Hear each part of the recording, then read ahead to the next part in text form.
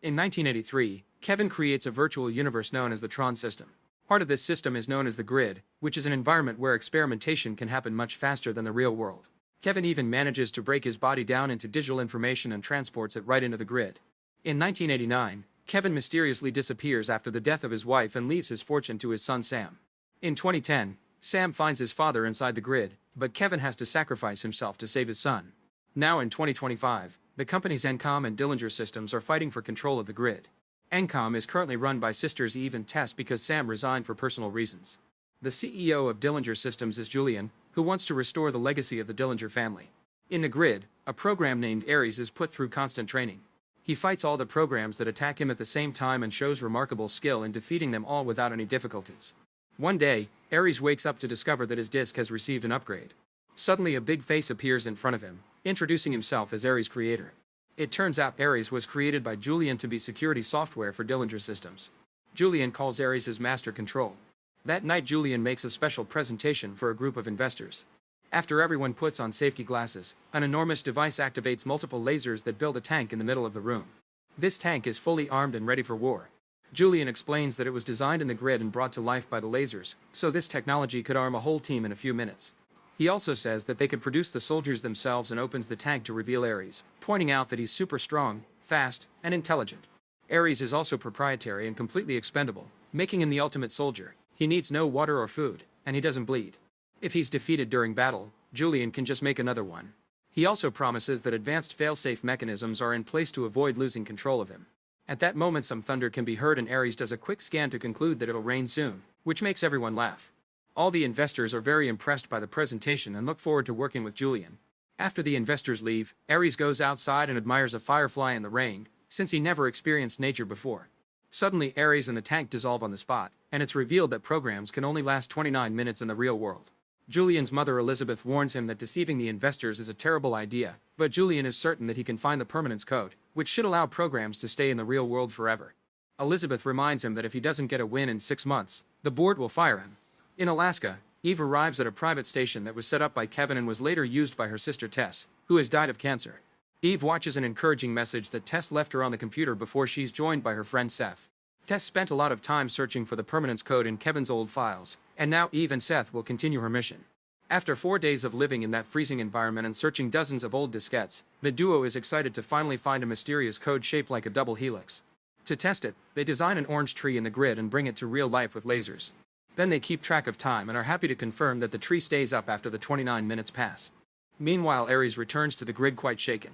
He can't stop thinking about Julian's speech and how he was treated as an expendable toy. His second-in-command Athena asks him about the experience and Ares tells her how interesting the rain was, saying it felt very different from previous visits to the real world. Athena doesn't understand what he means by feel. The following night there's a big Encom event for the launch of their latest game. Chief Technology Officer AJ is worried because he hasn't heard from Eve for days and the media is talking about her absence from the event. In the meantime, Elizabeth discovers that Julian is hacking Encom because he knows that Eve is after the code too. Elizabeth thinks it's too risky, but Julian ignores her and sends his programs to extract Eve's user file. Soon Ares, Athena, and other soldier programs are breaking into the Encom servers in the grid. A special device opens a hole in the side of the building for them to enter, and in the real world a guard receives a breach alert. The Dillinger team quickly brings down the digital guards on the server and Ares goes into the information block, which grants Julian full access. As Encom activates containment protocols, Ares is distracted by a video of an interview with Eve, who has a much more humane approach to programs and their connection to humanity. This distraction blocks Julian for a few seconds, but Ares snaps out of it and finally acquires the file. The team then tries to leave, however Encom's security programs arrive to stop them. A ferocious battle begins and even though Encom has more soldiers, the superiority of Dillinger's soldiers is clear. Their amazing skills allow them to easily fight the guards and soon they're escaping by summoning hand gliders. Ares stays back when he notices that one of his teammates is still fighting and even gets hurt. Athena thinks they should leave him, but Ares goes back and quickly fights the remaining guards to rescue his fellow soldier. Julian doesn't like seeing his programs fail and drops a payload on the server, which causes a big explosion that disables the Encom grid but also the soldiers. This destroys AJ's presentation too and the event is cancelled. Sometime later Ares wakes up in his room and notices that the wounded soldier wasn't revived. He asks Julian about it and learns that failures will always be deleted, which leaves him quite disturbed. Julian gives Ares a new mission. He must locate Eve. Afterward Julian gets a call from AJ, who is angry about what happened and threatens to tell the investors about the 29-minute limit. Julian tries to taunt him about Eve missing, but soon he gets angry and hangs up. Sometime later, Eve and Seth leave Alaska with the oranges they brought from the grid. Once they're on the plane, their phones get service again and AJ can finally call Eve to rant about what happened.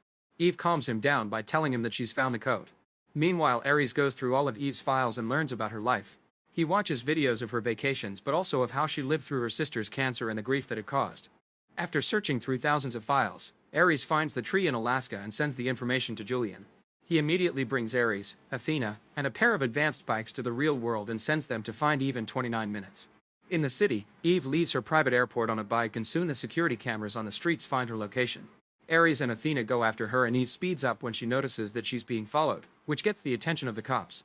However, when the police car tries to join the chase, the soldiers activate a beam on their bikes that cuts the vehicle in two. Eve tries to go faster but finds Athena getting too close, so she makes a sudden turn to get off the highway.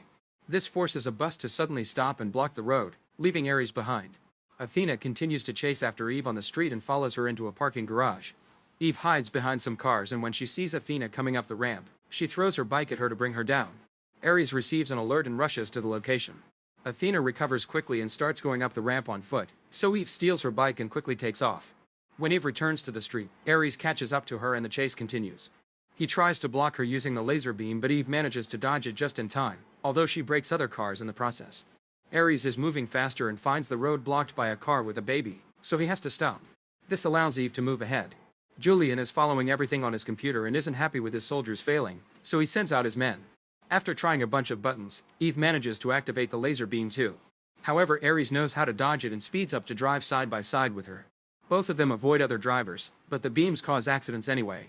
They start bumping into each other before they accidentally drive right through a gate and a pile of trash, which causes them both to crash. Eve lands safely inside a trash container and immediately jumps out to start running.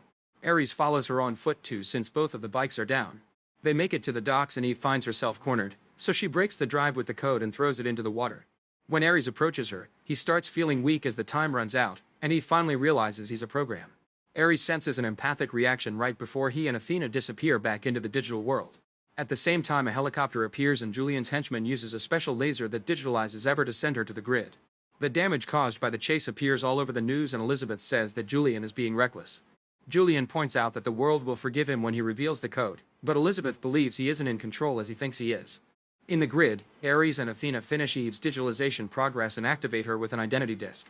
They explain that the permanence code is inside her because having seen it once is enough, but a quick analysis reveals that extracting the code by force will kill her. Athena doesn't care but Ares stops the soldiers and messages Julian with his concerns. They have a chat in private and Julian reminds Ares that he's supposed to follow every order without complaint, so he wants the code no matter what happens to Eve. When Ares returns to the extraction room, he tells Athena that he couldn't talk to Julian because he's indisposed, so they'll hold the extraction until they receive new orders. Ares sends the programs away and Athena immediately contacts Julian to tell him that Ares is malfunctioning. Julian orders her to get the code and kill both Ares and Eve no matter what it takes. Meanwhile, Ares asks Eve who he should trust. Eve says that Julian can't be trusted because he considers everyone and everything to be expendable. At that moment, Athena returns with two soldiers who immediately get ready to attack. However, Ares drops his disc on the floor to open a hole that drops him and Eve on the outer grid. They hit many lights on their way down and end up landing in a dark liquid. Ares swims to her to grab her and uses a device to summon a bike that quickly gets them out of there. Athena realizes the duo is going to the transfer portal and sends out the drones. As they drive through the grid, Eve is amazed by all the lights and the coding. Ares explains that the transfer portal can send her back to the real world but he'll only help her if she shares the code. He promises he doesn't want to help Julian anymore, he wants the code for himself. Soon the drones catch up and activate the beams, so Ares puts up a special shield around the bike. After Ares makes a big jump that leaves the drones behind, Eve agrees to take his deal. When the drones catch up to them again, Ares uses his disc to damage the tunnel, causing the debris to fall on top of the drones.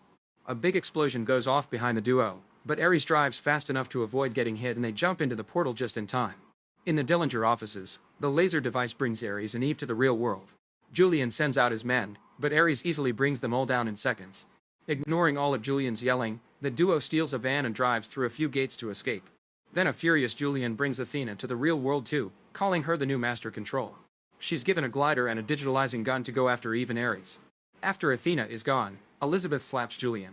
On the road, Eve tells Ares that she found the code in Kevin's files, so there should be a copy in Kevin's old system. However, Ares doesn't think they'll make it to the Encom offices in 29 minutes in this old van, not to mention they'll need a digitalizing gun. Eve stops at a gas station and convinces the clerk to lend her his phone by showing him her photograph in a magazine. She calls Seth and tells him to be at the office with a digitalizing gun. Then she and Ares take the clerk's fast car after she promises the guy that she'll wire him the money. The duo appears on the gas station's security cameras, so Athena can track them down.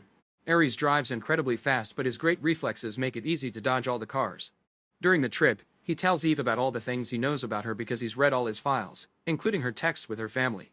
She tells him how hard it is to deal with love and grief, and Ares finally understands that Eve is continuing her sister's work because it keeps her connected to her. Outside the Encom offices, Ares crashes the car to park faster. The duo meets with Seth and they rush to the museum floor, where Kevin's old computer is part of the exhibition. Once Eve has the code, Seth assembles the digitalizing gun, but before they can help Ares, Athena shows up. She doesn't attack though, and Ares realizes she's waiting for him to time out. He announces a change of plans and jumps through the window with the intention of fighting Athena, but Eve activates the gun anyway and sends him to Kevin's grid. Then Athena crashes through the window, destroying most of the museum in the process. She notices that Ares has already been transferred, so she also breaks the gun to prevent him from coming back. Seth tries to attack her, but Athena punches him and sends him flying. He crashes into some arcade machines and passes out. Eve tries to run away and Athena goes after her while destroying every machine in her path. Eventually Athena manages to corner Eve, but at that moment the sprinklers activate, and Athena is very confused by the feeling of water on her body. This distraction causes her to time out and she returns to the digital world. At the Dillinger offices, Julian is shocked to discover that Athena has forced the lasers to bring her back to the real world.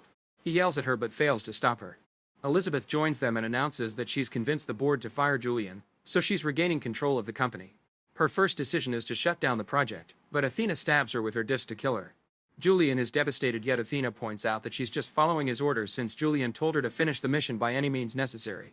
Athena brings 2 soldiers and a powerful vehicle known as Recognizer to continue her mission. Julian rushes to a computer and tries to override the system to no avail. In the Encom offices, AJ is shocked to see all the destruction. Eve explains what happened and convinces him to fix the gun. The group sees Athena coming in the distance and Eve realizes that as long as Dillinger's systems are up, Athena will keep coming. She tells AJ to use the gun that Athena dropped to hack into Dillinger's systems and get rid of their grid while she goes out to buy some time. On the street, people panic at the sight of the Recognizer. Law enforcement tries to approach the Recognizer with a helicopter, but Athena quickly shoots it down. Soon the military shows up in jets, however they're also brought down in seconds. Eve is running through the streets, so Athena sends out a bunch of tracking missiles to find her. A desperate Eve manages to dodge a few of them, but sadly the missiles still manage to form a light circle around her to trap her. At that moment one of the military jets crashes into the Recognizer's legs, causing it to lose control and crash into multiple buildings as it comes down. In Kevin's 80s grid, Ares encounters a bit and asks for its help. The bit makes an old-style bike appear and guides Ares to a secret area where he meets a program manifestation of Kevin. Ares explains he doesn't want the code only for himself anymore, he wants to live to protect Eve. Touched by Ares' words, Kevin decides to give him the permanence code by putting it into his disc. Ares then uses the disc to step into a ray of light that takes him to Kevin's old basement. In the city, Athena leaves the Recognizer in a tank and quickly captures Eve. With only a few minutes left, Athena drives through every vehicle in her way to move faster. Suddenly Ares appears in the middle of the road and his suit glows in new colors to indicate he's free now. He throws his disc at the tank and makes it lose control. It crashes and comes apart as several cars crash nearby. Ares checks on Eve and confirms she's fine. Athena soon reappears with 2 soldier programs and they start fighting Ares together. It's hard for him to fight programs that are on his level, but he at least manages to bring down the 2 soldiers, losing his disc in the process. Sadly, the fight leaves him weak and he's overpowered by Athena. When she's about to kill him, Eve throws the disc back to Ares and he blocks Athena's attack just in time. Athena and Ares continue to fight on the street, and this time Ares has the upper hand. He cuts off Athena's hand and gets ready to end her, but at that moment AJ hacks into the Dillinger system and destroys their grid. The missiles start falling around the city and Ares holds Athena as she comes apart, turning into nothing but dust. Afterward, Ares tells Eve that the grid needs her and he disappears before the police cars arrive. Later, the media covers the incident and Dillinger Systems is already seen as the culprit. The police surround the Dillinger offices, so Julian activates the lasers and sends himself to the grid before they can arrest him. As weeks pass, Eve uses the permanence code to help humanity by bringing food and medicine to the real world at just the push of a button. One day she receives a postcard from Ares that reveals he's traveling the world in search of Sam and Cora, the only other program who ever escaped the grid. In the remains of the Dillinger grid, Julian finds a disc that used to belong to his grandfather. When he grabs it, his body is covered by armor. Make sure to subscribe and turn on notifications so you can watch more videos like this. Thanks for watching.